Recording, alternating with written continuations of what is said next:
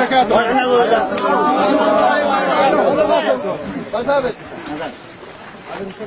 كيف حالكم؟ السلام ورحمة الله وبركاته.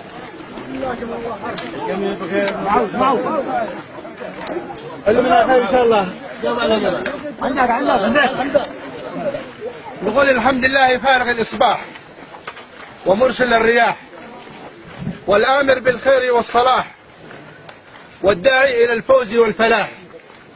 نحمده أن أحل لنا النكاح وحرم علينا السفاح، ونسأله أن يتم فرحتنا بنجاح، وأن يجعل أيامنا وأيامكم كلها أفراح، وأن يسعدنا بحبائب الصباح، ويجعل حياتهم بعد الزواج أنس وانشراح. وبعد يا وجوه العرب ويا حاملين السيف والسلب ويا من تلبون ساعة الصوت والطلب، تعلمون إن عريسنا من أهل العز والحسب ومن أهل الشرف والنسب، إذا تكلم في كلامه عجب وإذا تحدث فحديثه ذهب، شاب موصوف بالأخلاق والأدب. علما أنكم من كرام الأنساب ومن خيار الأحساب، فتقدم إليكم خطيبا ضمن الخطاب، ففتحتم لهم الأبواب ففتحتم له الباب وكتبتم له الكتاب، وفضلتوه على كثيرا من الشباب لأنه حب مصاهرتكم والانتساب، واختار أسرة موصوفة بالأخلاق والآداب تأمر نسائها بارتداء الحجاب. ونحن سعيدين بهذا الائتلاف الذي تم بموافقة ورضا جميع الأطراف، لأنكم ناس أشراف أهل رأي وسداد وعراف، فخورون بماضي الآباء والأسلاف، ومحافظين على التقاليد والأعراف، ولا بنا ولا بكم لا تبذير ولا إسراف ولا ميل ولا انحراف. فآل بن صلاح معدنهم أصيل وبالهم طويل وصنيعهم جميل، ولا بهم لا قليل ولا دليل ولا لئيم ولا بخيل، ومشاركتهم بهذا الجمع خير دليل، فهم رجال ومن أمثالهم قليل.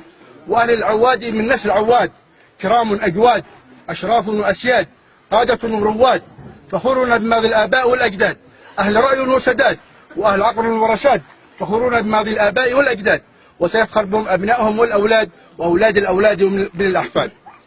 ولنا على رجال الموسطة عتب وانتقاد لما يجري في سوق أكتوبر من ظلم واضطهاد وابتزاز في أرزاق العباد، وهذه ليست قضيتنا والمراد، فقضيتنا قضية إثبات وجود، قضية استعادة الحق المفقود، وليست قضية ثار بين شوافع وزيود. فنرجو أن تبذلوا غاية الجهود قبل أن لا تصلوا إلى طريق مسدود. أما الأمر الذي تدون استماعه فلنا عندكم وداعة، لنا عندكم وداعة كنز من خير الكنوز والبضاعة، أهلها أهل عز ومناعة وقومها أهل كرم وشجاعة، هي في بيت أبيها أميرة مطاعة، وستكون لزوجها سمعا وطاعة، تم كسبها برضا وقناعة. وجئنا لذلك إلى عندكم شواعة مزملين وبراعة، ونأمل تجهيزها لعريسها في أقرب ساعة من أجل نلحق صلاة العصر مع الجماعة. وهذه الدرة المصانة ما هي عندكم إلا أمانة، فقد ملكها فارسنا بعد أن قبل العقد بقلبه ولسانه. نسأل الله أن تملأ عليه كل كانه، وأن تنال عطفه وحنانه، وأن تجعلوا أسعد أهل زمانه. في الأصول أصول وأمرنا تم حسب الأصول، موجب الشرط والقبول على كتاب الله وسنة الرسول، بحضور ولي الأمر والمأذون وشهود العدول. وأنتم ناس أصحاب مروة وأصول وأصحاب حكمة وعقول، ولا بنا ولا بكم لا كبر ولا فضول، والسهارة بتبقى للطول وتحتاج من الجميع إلى صيانة وزلول، والله شهيدا على ما نقول. والسلام عليكم ورحمة الله وبركاته.